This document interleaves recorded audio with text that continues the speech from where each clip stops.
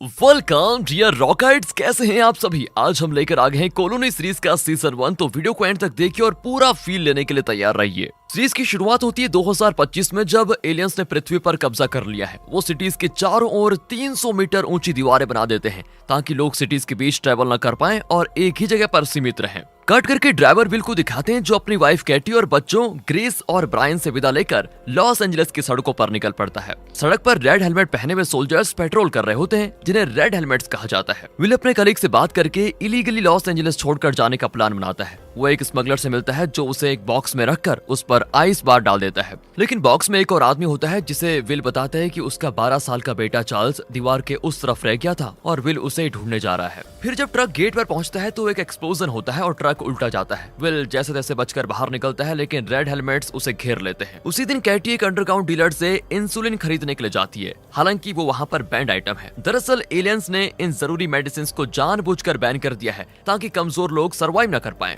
वो इंसुलिन के बदले शराब की बोतल देती है, लेकिन इंसुलिन तो खराब हो चुका था। कैटी तो अपनी गन निकालकर उसको धमकाकर चली जाती है। हालांकि गन रखना यहाँ पर इलीगल है और अगर ड्रोन्स ने डिटेक्ट कर लिया तो कैटी तो मारी जाती भाई। दूसरी ओर विल जेल में होता है और वो कैटी को कॉल भी नहीं कर पाता। कैटी बड़ी परेशान होती है क्योंकि रात को किसी का बाहर जाना यहाँ पर सख्त मना है। फिर उसकी बहन मैडी आती है जिसके बेटे को इंसुलिन की सख्त जरूरत होती है, तो कैटी इंसुलिन की तलाश में निकल पड़ती है और विल के कलीग से ही मिलती है। पर वो झूठ बोलता है कि उसे विल के बारे में कुछ नहीं पता, जबकि उसने विल को बाहर भेजने में मदद की थी। कैटी को इस तरह खाली हाथ ही लौटना पड़ता है। अचानक पूरी सिटी में अलार्म बजने लगता है। कैटी तो जल्दी से एक मिलिट्री ट्रक के नीचे छिप जाती है और तभी उसके ऊपर एक ड्रोन आ जाता है। इसी बीच एक कैदी को उस ट्रक में घुसाया भी जाता है। कैटी तो बिल्कुल सांस पकड़कर लेटी होती है, लेकिन खुशकिस्मती से वो गाड़ी निकल जाती है और उसके साथ ही ड्रोन भी चला जाता है। किसी तरह वो जिंदा घर पहुंच जाती है। अगली सुबह वो विल के बारे में पूछने के लिए अपने दोस्त ब्रूस से मिलने जाती है, जो विल के साथ उस वक्त FBI में काम करता था जब एलियंस पृथ्वी पर नहीं उतरे थे। वो अब कैटी को प्रॉमिस करता है कि मैं विल का पता लगाता हूँ, रुको तुम।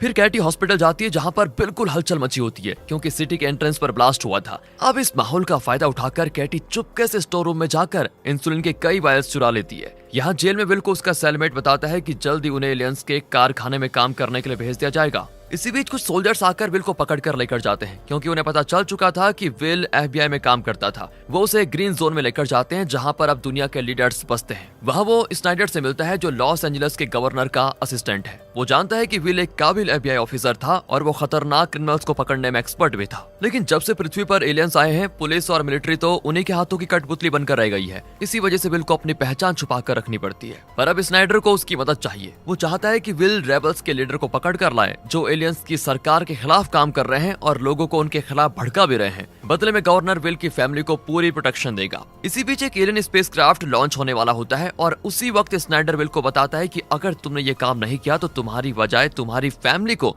एलियंस की फैक्ट्री में काम करने के लिए भेज दिया जाएगा। उसी रात रेड हेलमेट्स विल को उसके घर छोड़ देते हैं। उसकी फैमिली उसको देखकर बड़ी खुश होती है। विल बोलता है कि मैं एक एक्सीडेंट में फंस गया था इसलिए देर हो गई है, लेकिन कैटी तो जानती है कि वो झूठ बोल रहा है। विल फिर सच बता ही देता है कि मैं हमारे बेटे चार्ल्स को ढूंढने गया था। कैटी बेचारी रो पड़ती है, लेकिन जब विल कैटी को स्नाइडर के प्रस्ताव के बारे में बताता है तो वो गुस्सा हो जाती है और कहती है कि मैं एक गद्दार की पत्नी नहीं कहलाना चाहती हूँ। अगली सुबह वो स्नाइडर को अपने किचन में पाते हैं जिसने खुद उनके लिए ब्रेकफास्ट बनाया होता है। दरअसल वो विल की वाइफ कैटी को भी कन्विंस करने आया है कि अगर विल ने उनका काम किया तो उन्हें कौन कौन से बेनिफिट्स मिलेंगे। 24 घंटे सिक्योरिटी, बच्चों के लिए पर्सनल ट्यूटर, अच्छा खाना और परमानेंट नौकरी। इतना ही नहीं, एलियंस तुम्हें तुम्हारा पुराना बार खोलने की परमिशन भी देंगे। विल फिर ये सुनकर ये प्रस्ताव मान जाता है, लेकिन साथ ही कहता है कि मुझे अपना बेटा चार्ल्स वापस चाहिए किसी भी हालत में। स्नाइडर भी प्रॉमिस करता है कि मैं अपनी तरफ से पूरी कोशिश करूंगा। अब अगली सुबह केटी एक जगह पर पहुंच जाती है जहां पर एलियंस के खिलाफ काम करने वाले रेबल्स रहते हैं। वो तो उन्हें बता देती है कि सरकार ने एलियंस के लिए काम करने के लिए मेरे पति विल को हायर किया है।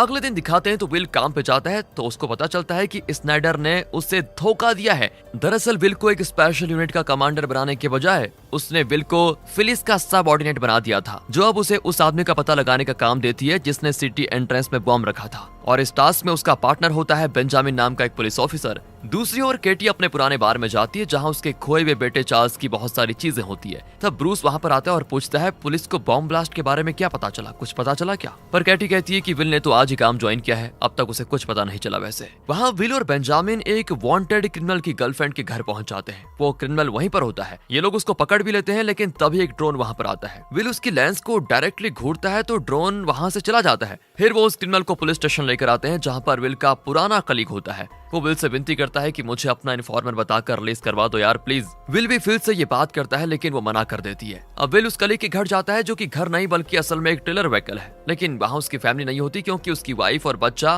विल के घर गए होते हैं। यहाँ देखते हैं तो कैटी उन दोनों को अपने घर की ऊपर वाली मंजिल में छुपाकर ब्रूस के पास जाती है। वो विल के कलीग और उसकी वाइफ के लिए नए डॉक्यूमेंट्स बनवाने को कहती है, लेकिन वो मदद करने से इनकार कर देता है क्योंकि रेबल्स ये रिस्क नहीं ले सकते। कैटी निराश होकर वहाँ से घर लौट आती है और जब विल घर आता है तो अपने कलीग की वाइफ और बेटे को सेफ पाकर बड़ा खुश हो जाता है और उन्हें एक आदमी के पास लेकर जाता है जो उनके लिए नकली डॉक्यूमेंट्स बना सकता है। लेकिन रास्ते में वो रेड हेलमेट्स उनको रोक लेते हैं, पर जब विल उन्हें अपना पास दिखाता है ना तो वो सॉरी कहकर उसको जाने देते हैं। अब ये देखकर कैटी तो चौंक जाती है कि वाह। आखिर वो उस आदमी के पास पहुंच जाते हैं और जब वो आदमी नकली डॉक्यूमेंट्स बना रहा होता है तो विल कैटी को बता देता है कि मैंने उस क्रिमिनल को पकड़ लिया जिसने सिटी एंट्रेंस पर बॉम्ब रखा था और जब मैं रेबल्स के चीफ जेरा नामो को भी पकड़ लूंगा तो मुझे अपना बेटा चार्ल्स वापस मिल जाएगा। फिर विल अपने दोस्त की वाइफ और बच्चे को एक रिफ्यूजी कैंप पर लेकर जाता है। कैटी रेबल्स के लीडर एलेक्स से मिलती है जो कहता है कि फिलहाल तो हमें चुप रहना होगा। वैसे बॉम्ब ब्लास्ट के लिए जो आदमी पकड़ा गया है वो दूसरे रेबल ग्रुप का आदमी है, पर तुम फिक्र मत करो, मैं उन्हें सतर्क रहने को कह दूंगा। जब विल पुलिस स्टेशन लौटता है तो फिल्स बताती है कुछ प्रिजनर्स को एलियंस की फैक्ट्री में भेजा जा रहा है। दरअसल जब एलियंस ने पृथ्वी पर कदम रखा था तो सिर्फ 8 घंटों में उन्होंने सिटी के सारे डिफेंस सिस्टम्स को डिस्ट्रॉय कर दिया। ऐसे में रेबल्स का छोटा सा ग्रुप उनका क्या बिगाड़ लेगा। उस रात भी अपना विल बहुत परेशान होता है। वो कैटी को बताता है कि जो रेबल पकड़ा गया था उसने अपना मुंह खोल दिया है और पता चल चुका है कि उसका ग्रुप कहां पर छुपा हुआ है। फिर विल निकल जाता है और केटी तुरंत ब्रूस को कॉल करके ये इन्फॉर्मेशन दे देती है। दूसरी ओर कातिलों को फैक्ट्री में ले जाया जाता है जहां उनके कपड़े उतरवाए जाते हैं और उन्हें डिसइंफेक्ट करके दूसरे कपड़े दिए जाते हैं। इतने में रेड हेलमेट्स रेबल को पकड़ने के लिए उनकी जगह पर भी पहुंच जाते हैं, लेकिन वहां सिर्फ रेबल्स की लाशें होती है। विल रियलाइज करता है कि पुलिस डिपार्टमेंट में कोई गुप्तचर तो जरूर है जो रेबल्स को इन्फॉर्मेशन लीक कर रहा है। अगली सुबह एक आदमी एक ट्रॉली लेकर लॉस एंजलिस के घर के अंदर जाता है। तुरंत एक रेडियो ब्रॉडकास्ट शुरू होता है जिसमें जेरा नामो की आवाज गूंजती है कि हमें एलियंस की तानाशाही खत्म करनी होगी। इस ट्रांसमिशन को रेड हेलमेट्स डिटेक्ट कर लेते हैं और उस लोकेशन पर पहुंच जाते हैं और तभी विल का बेटा ब्रायन उस रिकॉर्डिंग का डुप्लीकेट बनाकर उन कैसेट्स को बेड के नीचे छुपा देता है। पर जब मिलिट्री लॉस एंजलिस के उस घर में पहुंचती है तो वहां कोई नहीं होता। उसी दिन कैटी पहली बार रेबल्स के साथ मिलकर एक फूड ट्रक पर हमला कर देती है। इस ऑपरेशन के दौरान उनका एक साथी जिसका नाम किम है वो बुरी तरह घायल हो जाता है। कैटी उसे बचाने की कोशिश करती है लेकिन ब्रूस उसे वहीं खत्म कर देता है। ये देखकर तो कैटी चौंक जाती है। इतने में ड्रोन्स आ जाते हैं और हर किसी पर शूट करने लग जाते हैं, लेकिन ब्रूस जानता था कि रेड हेलमेट्स कितनी देर में क्राइम सीन पर पहुंचने वाले हैं। इस ऑपरेशन के बाद केटी बड़ी तेजी से घर आती है और तुरंत शरीर पर लगा खून साफ करने लग जाती है। वो इतनी शॉक में होती है कि वो किसी से बात तक नहीं करना चाहती और बहुत देर बाथरूम में खुद को बंद कर लेती है। अगले दिन ब्रायन अपने टीचर को एक कैसेट देता है। टीचर बताता है कि एलियंस के शिप जिस तरह टेक ऑफ करते हैं उसमें बदलाव आया है। उसने एक्चुअली एक बहुत बड़े ऑब्जेक्ट को पृथ्वी का चक्कर लगाते हुए देखा था, इसलिए अब वो बहुत ही पावरफुल टेलीस्कोप बनाने वाला है। यहाँ पुलिस घटना स्थल पर पहुंच जाती है और वो किम की लाश को देखते हैं। फिल्स उसकी फोटो लेने को कहती है और उसे पता चल जाता है कि उस लड़के का नाम किम है। अब रेड हेलमेट्स किम के घर जाकर उसके पेरेंट्स को अरेस्ट कर लेते हैं। इस बात से तो यहाँ विल को बहुत गुस्सा आता है। साथ ही वो भीड़ में खड़े ब्रूस को नोटिस करता है। ब्रूस तुरंत रेबल्स के बेस में पहुंचकर किम के पेरेंट्स के अरेस्ट के बारे में इन्फॉर्म कर देता है, लेकिन इस बार उनका लीडर एलेक्स बहुत ही कॉन्फिडेंट है कि किम के पेरेंट्स पुलिस को कुछ नहीं बता पाएंगे क्योंकि वो खुद नहीं जानते थे कि किम रेबल था। विल घर जाता है तो कैटी बताती है सुबह मेरे अजीब बर्ताव के लिए मुझे माफ कर दो। दरअसल बार में चार्ल्स की चीजों को देखकर मैं जरा परेशान हो गई थी। विल भी उससे माफी मांगता है कि मैं एलियंस की हुकूमत के खिलाफ कुछ नहीं कर पा रहा हूँ, मुझे भी माफ कर दो। कर पाता तो कब का हमारा बेटा चार्ल्स वापस आ चुका होता। विल के जाने के बाद केटी ब्रूस से मिलती है जो बताता है मैंने किम को इसीलिए मारा ताकि वो पुलिस के टॉर्चर से बच जाए और अब केटी को विल से पता लगाना होगा कि उसे इन्वेस्टिगेशन में क्या क्या पता चला है। दूसरी ओर ब्रायन की गर्लफ्रेंड उससे मदद मांगती है क्योंकि उसका भाई सिटी के तगड़ी दीवार के नीचे उस टनल में फिसल कर गिर गया था और उसके पैर पर भी चोट लग गई थी। ब्रायन उसके साथ जाता है। दरअसल एलियंस के आने से पहले ब्रायन की गर्लफ्रेंड के पिता यहाँ पर काम करते थे और अब वो इस टनल के जरिए दीवार के उस तरफ जाने की कोशिश कर रहे थे। यहाँ विल और बेंजामिन एक कल्चरल सेंटर में जाते हैं जहाँ पर किम जाया करता था। वहाँ पर उन्हें कई वेपन्स मिलते हैं। यहाँ ब्रायन के फ्रेंड्स बताते हैं कि वो कई दिनों से इस टनल के रास्ते से दीवार के उस तरफ फूड आइटम्स लेने जाते हैं, असल में उस तरफ कोई नहीं है। यहाँ दिखाते हैं तो एलेक्स ब्रूस से कहता है तुम कैटी को बता दो कि उसके पति ने कल्चरल सेंटर से हमारे वेपन्स निकालकर अच्छा नहीं किया और फिर ब्रूस कैटी को भी बता देता है। लेकिन कैटी को सबसे ज्यादा उसकी फैमिली की सेफ्टी की चिंता होती है।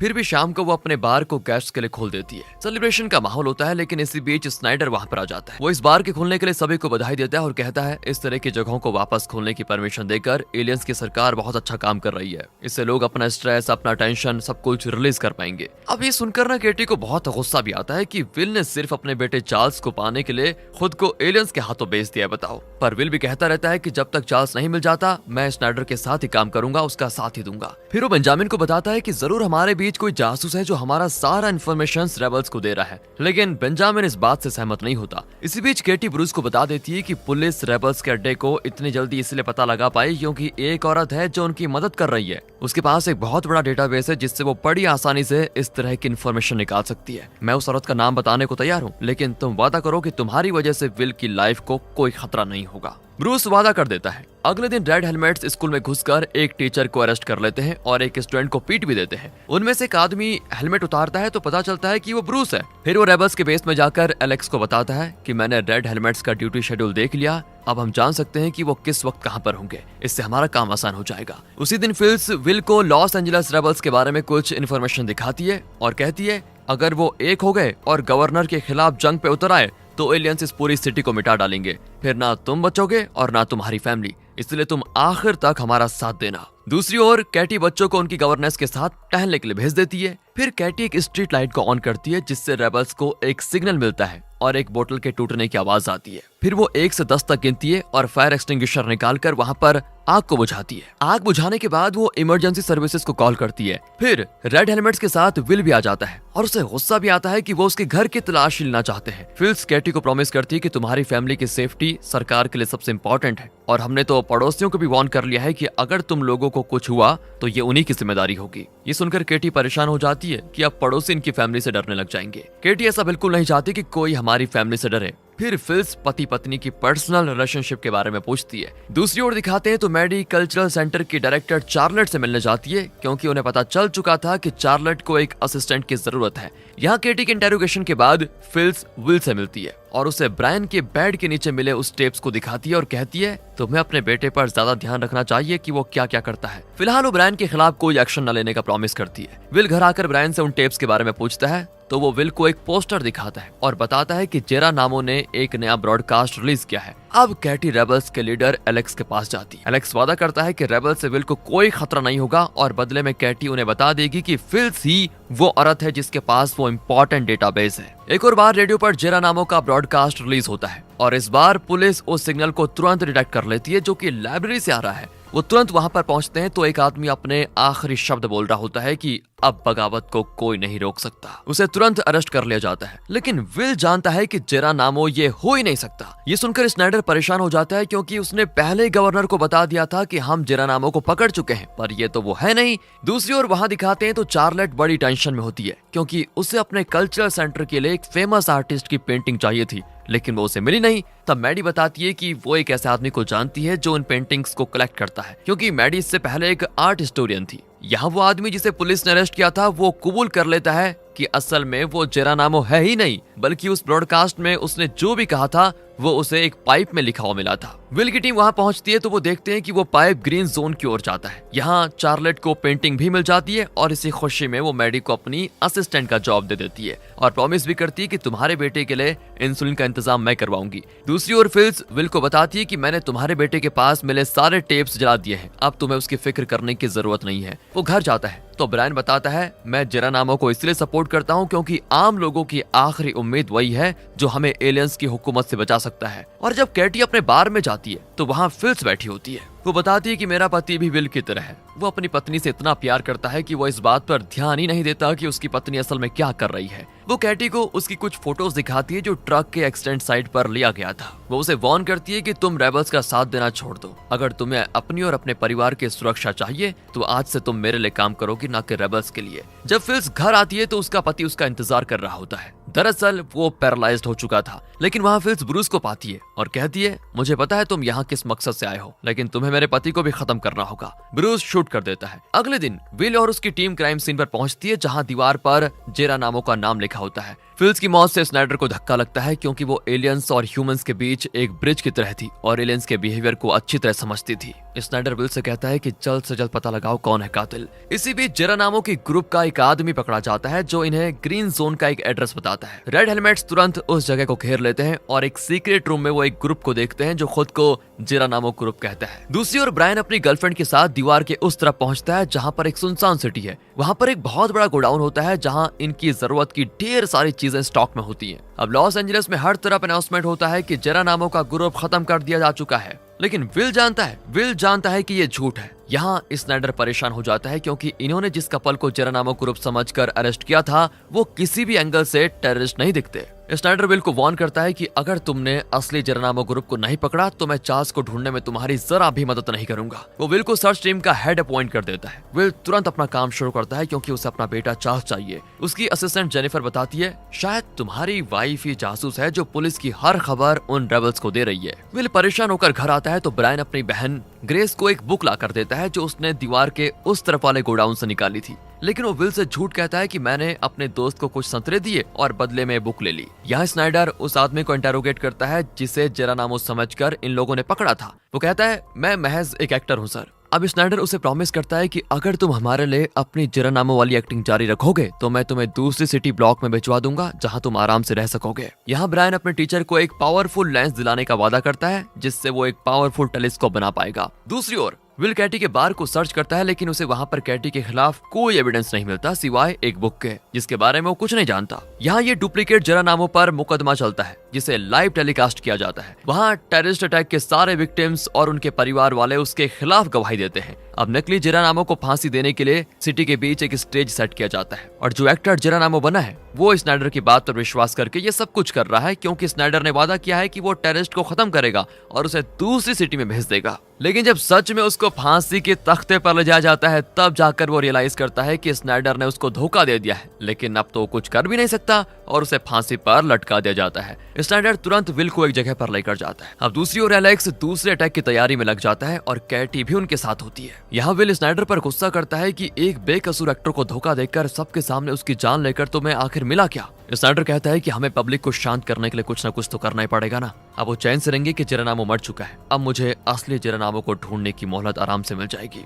इनकी गाड़ी को सिक्योरिटी देने के लिए रेड हेलमेट्स एक गाड़ी में आते हैं जिनमें ब्रूस भी होता है। वहाँ एक जगह उन्हें डाइवर्ट किया जाता है और जब गाड़ियां स्लो हो जाती हैं तो ब्रूस अपने साथियों यानी दूसरे रेड हेलमेट्स को शूट कर देता है। अब स्नाइडर भागने की कोशिश करता है लेकिन विल दरवाजा बंद कर देता है। इतने में रेबल्स जो रेड हेलमेट्स के भेस में थे वो कार को शूट करके दरवाजा खोलने की कोशिश करते हैं। इसी बीच विल उन पर फायर कर देता है और स्नाइडर को बचाने में कामयाब हो जाता है। साथ ही साथ वहाँ पर ड्रोन्स भी आ जाते हैं लेकिन रेबल्स बच निकलते हैं। विल स्नाइडर को बार में लेकर जाता है जहाँ उसी वक्त कैटी भी आ जाती है। कैटी अकेले में विल को डांटती है कि इस विश्वासघाती आदमी के लिए तुम इतना रिस्क क्यों ले रहे हो, लेकिन विल को स्नाइडर की मदद करनी पड़ेगी वरना उसका बेटा चार्ल्स वापस नहीं आएगा। बार का फोन काम नहीं करता तो वो फोन बूथ में जाकर कॉल करता है और अपनी फोर्स को बुलाता है। इसी बीच कैटी एलेक्स से कम्युनिकेट कर देती है कि स्नाइडर मेरे बार में है। फिर वो स्नाइडर को बातों में उलझा कर रखती है। स्नाइडर बताता है कि वो एक इकोनॉमिक्स का प्रोफेसर था। वो सिर्फ 6 या 7 कॉलोनीज के बारे में जानता है और उन कॉलोनीज के आगे क्या है वो इस बारे में कुछ नहीं जानता। इतने में विल लौट आता है और बताता है कि हमारी फोर्स जल्दी यहाँ पर पहुंच जाएगी। वो आगे कहता है कि असल में जेरा नामो किसी एक आदमी का नाम नहीं बल्कि उन सारे लोगों का नाम है जो एलियंस के खिलाफ विरोध करना चाहते हैं। कैटी कहती है कि अगर कोई स्नाइडर को खत्म करना चाहता है तो तुम बीच में मत आना प्लीज। पर विल कहता है कि अगर मैं नहीं तो कोई और मेरी जगह ले लेगा, स्नाइडर को बचा लेगा।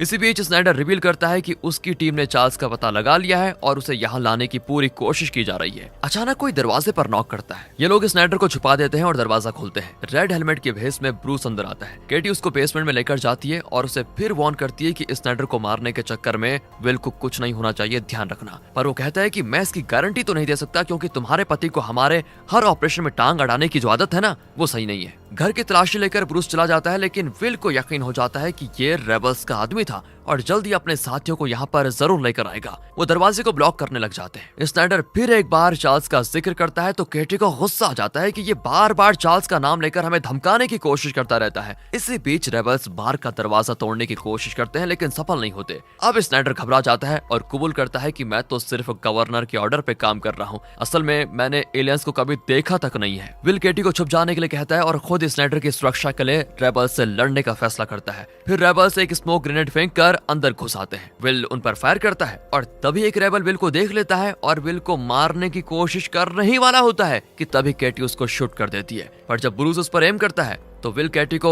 गन हटा देने को कहता है। फिर वो विल और कैटी को गन पॉइंट पर बेसमेंट में ले जाकर छोड़ देता है और वहां से निकल जाता है, लेकिन विल एक मशीन गन लेकर उसके पीछे जाता है। इतने में सारे रेबल्स वहां से निकल चुके थे। फिर असली रेड हेलमेट्स आकर स्नाइडर को कबर्ड से बाहर निकालते हैं जहां विल ने उसको छुपा रखा था। उसी शाम को दिखाते हैं तो विल कैटी को बताता है असल में इन रेबल्स का जेरा नामों से कोई लेना देना है ही नहीं, ये लोग अपने मकसद के लिए उसका नाम यूज कर रहे हैं बस। और स्नाइडर भी उसका फायदा उठाकर लोगों में डर पैदा करने की कोशिश कर रहा है। यहाँ एलेक्स रियलाइज करता है कि केटी सिर्फ एक डबल एजेंट है जो उन्हें गुमराह कर रही है। दूसरी ओर मैडी का चार्लेट के हस्बैंड नोलन के साथ अफेयर शुरू हो जाता है। Nolan new age preacher church का लीडर है। अब जैसा कि हमने देखा था कि विल ने अटैक के दौरान ब्रूस को देख लिया था और अब उसे ब्रूस को अरेस्ट करने का ऑर्डर दिया जाता है। पर जब वो ब्रूस के घर पहुंचते हैं तो घर ब्लास्ट हो जाता है। वो उसकी टीम के दूसरे रेड हेलमेट से पूछताछ करता है तो एक रेड हेलमेट बताता है कि उसकी छाती पर एक अजीब टैटू था। अब ये जानकर विल अनुमान लगा लेता है कि वो जरूर स्पेशल फोर्स में रहा होगा। दूसरी ओर ब्रूस एक रिस्ट्रिक्टेड एरिया में घुसकर अपने कद और साइज के आदमी की लाश चुरा लेता है। फिर वो एलेक्स के साथ मिलकर उस लाश को एक कार में रखवाकर उसे जला देता है। दरअसल एलेक्स ब्रूस को विश्वास दिलाना चाहता है कि तुम्हारी फ्रेंड केटी धोखेबाज निकली। इसी बीच पुलिस को कार में जली हुई लाश मिलती है जिसकी आइडेंटिटी ब्रूस से मैच करती है, लेकिन विल को अब भी यकीन है कि ये ब्रूस का खेल है जो इन्हें धोखे में रखना चाहता है। कैटी रेबल्स को कांटेक्ट करने की कोशिश करती है लेकिन वो सफल नहीं होती। पर उसे एक एनक्रिप्टेड मैसेज मिलता है जिसमें रेबल्स की मीटिंग वाली जगह का जिक्र होता है। कैटी वहां पर पहुंचती है तो ब्रूस उसको लेने आ जाता है। यहाँ जेनिफर को पुलिस डेटाबेस में 14 लोगों की डिटेल्स मिलती है लेकिन उन सब की फोटोज ब्रूस की होती है। वो बताती है कि ब्रूस न सिर्फ स्पेशल फोर्स में था बल्कि वो एक FBI एजेंट भी रह चुका है। यहाँ ब्रूस कैटी से सवाल करता है कि तुमने अपने ही साथी को शूट क्यों किया, ये बताओ। वो बताती है कि मैंने शुरू से तुमसे कह दिया था कि मेरे पति को या बच्चों पर कोई आंच नहीं आनी चाहिए। मैंने कोई गद्दारी नहीं की और अब तक जी जान से एक रेबल बनकर लड़ रही हूँ। लेकिन दोस्तों ब्रूस अब भी उसकी सच्चाई पर शक करता है तो वो निराश होकर वहां से चली जाती है। उसके बाद ब्रूस रिचल नाम के एक रेबल के पास आता है और बताता है कि एलेक्स ने कैटी को खत्म कर देने का ऑर्डर दे दिया है लेकिन मैं वो काम नहीं कर पाऊंगा। यहाँ विल स्नाइडर से मिलने ग्रीन जोन में जाता है और बताता है कि ब्रूस महज एक रेबल नहीं बल्कि बहुत ही पहुंचा हुआ FBI एजेंट है जो अब रेबल बन गया है, लेकिन मैं उसे कैसे भी पकड़ कर रहूंगा। इस पर स्नाइडर उसको चार्ल्स की एक रिसेंट फोटो दिखाता है और जब वो कैटी को फोटो दिखाता है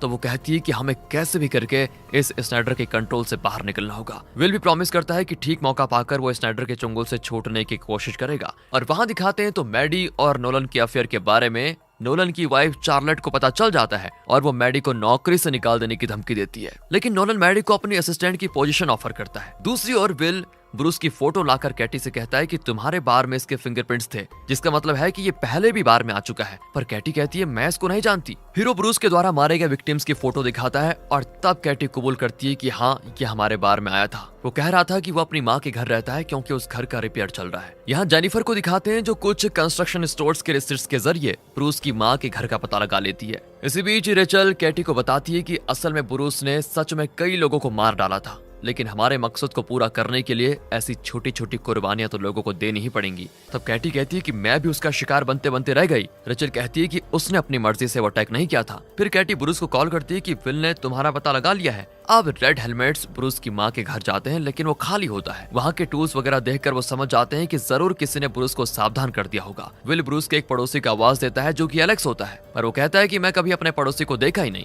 इसी बीच विल को उस घर में वही बुक मिलती है जो उसने कैटी के बार में देखी थी। इसी बीच विल के पुराने कलीग को दिखाते हैं जो कि एक फैक्ट्री में है। वहाँ पर अक्सर वर्कर्स बीमार पड़कर मर जाते हैं और तब बताया जाता है कि ये फैक्ट्री चांद पर है। विल अपने बच्चों को चार्ल्स की फोटो दिखाता है और सच बता देता है कि सिर्फ चार्ल्स को वापस पाने के लिए मैं सरकार के लिए काम कर रहा हूँ। उस दिन लॉस एंजलिस की गवर्नर स्नाइडर से मिलने आती है और बताती है कि पैसिफिक रीजन का चीफ मिनिस्टर यहाँ पर इंस्पेक्शन करने आ रहा है। स्नाइडर कहता है कि यहाँ पर तो सब बढ़िया चल रहा है, लेकिन वो कहती है कि तुम सिर्फ बातें बनाना जानते हो, यहाँ की असली सिचुएशन वो नहीं है जो तुम बता रहे हो। अब कैटी रिचल से मिलने जाती है तो उसे पता चलता है कि उसके दोनों माइनर बेटे रेबल्स का साथ दे रहे हैं। अब इस पर कैटी समझ नहीं पाती कि वो खुश हो या दुखी। वो रेचल को बताती है कि कुछ भी हो जाए पर मैं रेबल्स को दोबारा ज्वाइन नहीं करूंगी क्योंकि मुझे अपने परिवार की सेफ्टी चाहिए। दूसरी ओर एलेक्स विल को कॉल करके कहता है कि तुम्हारी वाइफ ही जासूस है जो रेबल्स को इन्फॉर्मेशन लीक कर रही है। वो विल को मीटिंग के लिए बुलाता है और जब विल वहां पर पहुंचता है तो वो बताता है कि मैं ही रेबल्स का लीडर हूँ, लेकिन दूसरी सिटी जाने की आजादी पाने के लिए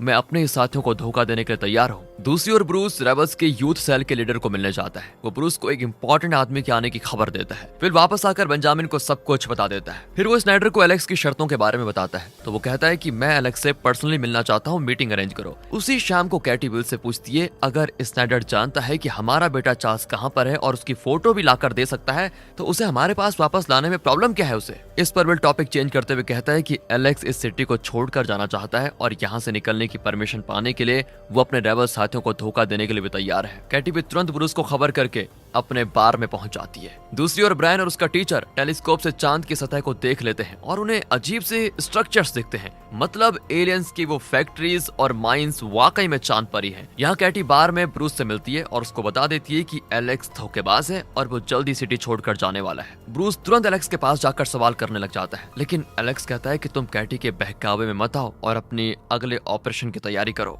अगली सुबह विल स्नाइडर को लेकर एलेक्स से मिलने जाता है। एलेक्स कहता है कि मुझे एक यूनिवर्सल पास चाहिए जिससे मैं सिटीज के बीच आजादी से घूम सकूं। बदले में वो उन सारे ग्रुप्स का लिस्ट देता है जिसे ब्रूस लीड कर रहा है। साथ ही वो उन्हें ब्रूस के अगले ऑपरेशन के बारे में भी बता देता है जिसमें वो चीफ मिनिस्टर को खत्म करने जा रहे हैं। स्नाइडर भी उसे प्रॉमिस करता है कि उस ऑपरेशन को हम रोकेंगे और ब्रूस को अरेस्ट कर लेंगे। फिर विल तुम्हें वो यूनिवर्सल पास दे देगा जिससे तुम सिटीज के बीच आ जा सकोगे। अगले सीन में ब्रूस एक मार्केट में जाता है जहाँ पर रेचल और कैटी भी होती है। कैटी वहाँ पर रेड हेलमेट्स को देख लेती है और तुरंत ब्रूस को आगाह कर देती है। एक रेबल पटाखे जलाकर मार्केट के बीच फेंक देती है और वहाँ पर भगदड़ मच जाती है। तभी पुलिस फायर करती है जिसमें रेचल मारी जाती है, लेकिन ब्रूस बच निकलता है। फिर विल एलेक्स के घर पर जाता है जहां वो पुलिस के कब्जे में रखा गया है। विल कहता है कि स्नाइडर ने तुम्हें जो डील ऑफर की थी वो कैंसिल हो चुकी है। फिर विल उसे गोली मार देता है और इल्जाम ब्रूस पर लगा देता है। उसी रात रेचल की पूरी फैमिली फांसी पर लटकी होती है। केटी बहुत रोती है और रेबल्स का साथ देने का फैसला कर देती है। विल भी जान जाता है कि उसकी वाइफ रेबल्स के साथ है। अगली रात रेबल्स का प्रोटेस्ट होता है जिसमें कई रेड हेलमेट्स की जान चली जाती है।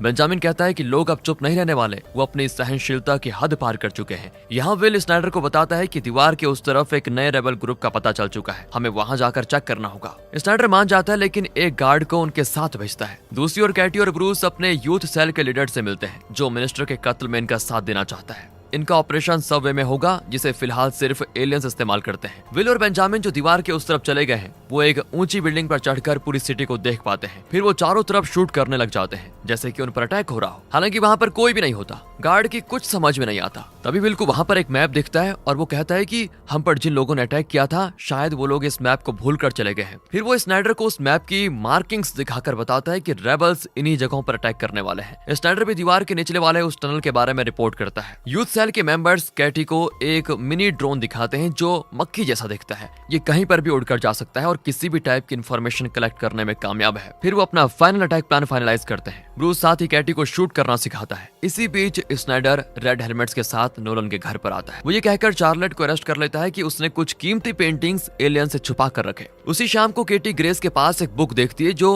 उसकी गवर्नेंस ने दी थी। उसमें लिखा होता है कि एलियंस के आने से पृथ्वी के लोगों को कितने बेनिफिट्स मिले हैं। वो तुरंत विल को बताती है कि नया चर्च किसी तरह छोटे बच्चों को बहका रहा है, लेकिन विल कहता है कि हमें बेंजामिन के घर चले जाना चाहिए जो कि दीवार के उस तरफ है। वो केटी को दोष देता है कि तुम मुझ पर जासूसी कर रही थी, है ना? और अब केटी इनके रिलेशनशिप से तंग आ चुकी है क्योंकि वो अक्सर एक दूसरे से झूठ बोलते रहते हैं दोनों, और ये सब कुछ इनकी फैमिली के लिए भी अच्छा नहीं है। और वैसे भी कुछ भी कंफर्म नहीं होता कि दीवार के उस तरफ जाकर क्या ये स्नाइडर और सरकार से बच पाएंगे। विल बेंजामिन को अकेले ही चले जाने को कह देता है। केटी और ब्रूस कुछ गार्ड्स को मारकर सबवे में जाते हैं और वहां के बैकअप एंट्रेंस को खोलकर अंदर घुस जाते हैं। वहां पर वो एक एक्सप्लोजन करवाते हैं जिससे ट्रेन डिरेल हो जाती है। उस ट्रेन की एक डिब्बे में एक एलियन की बॉडी मिलती है। अभी जानकर विल तुरंत वहां पर पहुंच जाता है। गवर्नर भी वहां पर जाती है और बताती है एक एलियन को किडनैप कर लिया गया है। दरअसल पहले भी एक बार 2 एलियंस को मार डाला गया था जिसकी वजह से एलियंस ने पूरा डेलास सिटी को मिटा दिया। और अगर इस बार लापता एलियन का पता नहीं चला तो आप सोच लीजिए कि लॉस एंजलिस का क्या होगा। एलियंस किसी को नहीं छोड़ेंगे।